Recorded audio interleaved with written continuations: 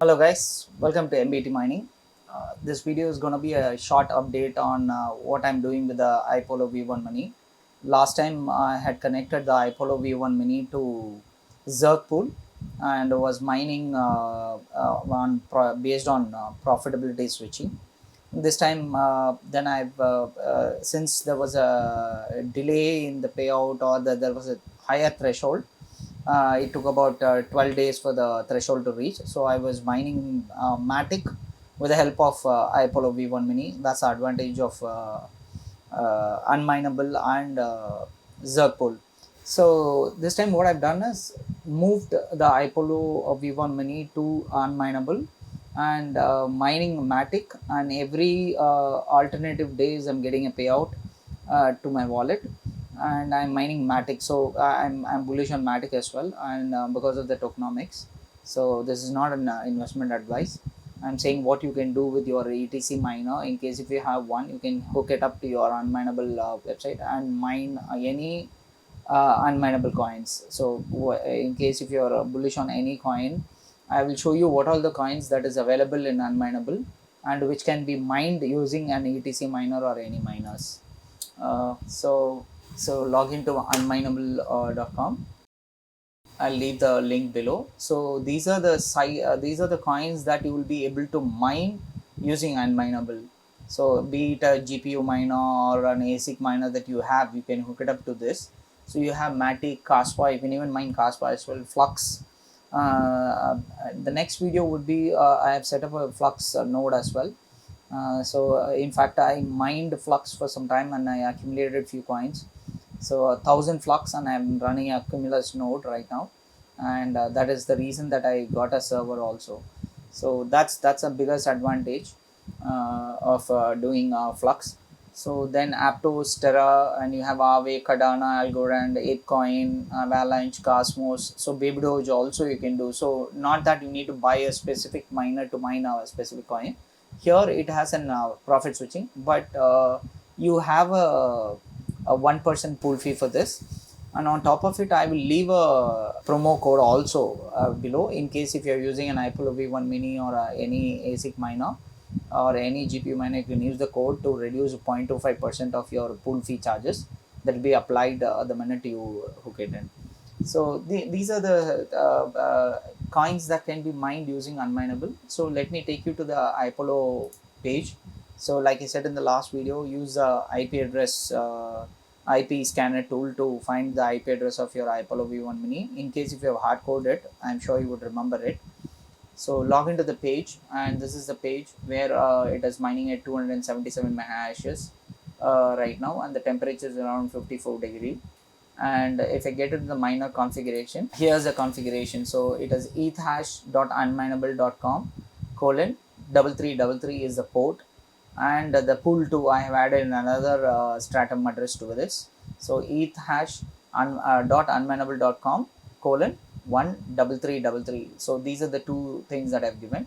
So here is the worker address. So this will be generated by the unminable site. So I'll show you how to do that. So get into the site, click on start, and click on the coin that you want to mine. In case if you want to change it to, let's say, Flux, select on Flux. So I'm using ETH hash. So I've selected that. You'll have to type in your Flux address here. Let me show it to you with the Matic address that I have right now, because I'll have to pull out the Flux address otherwise. So let's go select, search the coin Matic. So select the Matic, and once you come to the Matic, you can go ahead and let me pick up the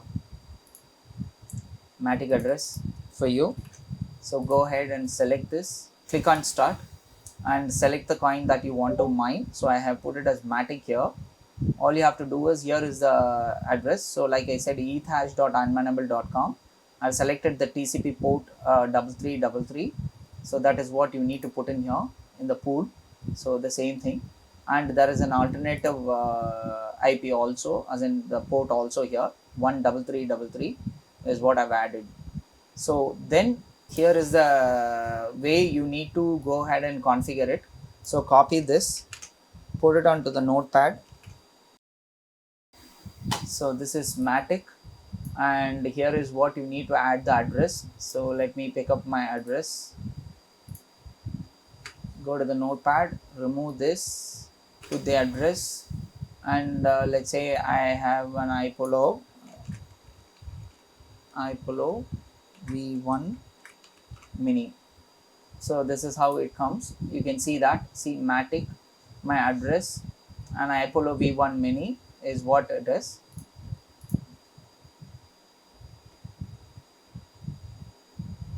And at the last is where you paste the referral code. So this is the referral code that you need to paste. For example, if I'm giving a referral code, put in a hash, and that is what I've added here. So now I've added a referral code, and you can see it here. This is the dashboard where you can find what is the payment and what is the charges, everything. So you can see 0.75 mining fee.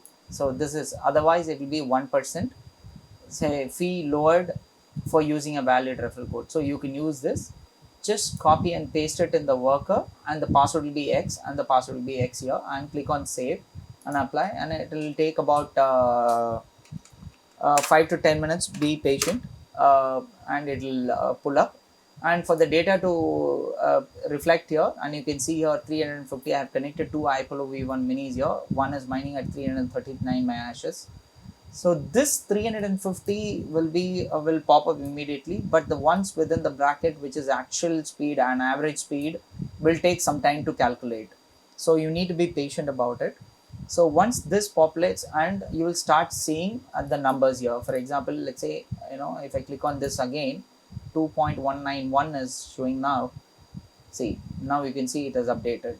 So it will keep updating. So with 300 mahash is minor, which is giving me about 3 matic for 2 days, in 2 days time. So from about 48 hours I'm getting about 3 matic now, so which is pretty good. So I'm quite bullish on matic as well, because the all-time price was about 300 and odd, and right now it is running around $100. Let me check. So coin market cap,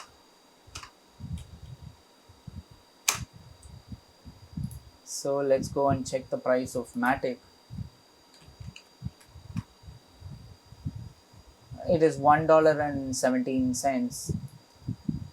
So let's change it to INR for your convenience.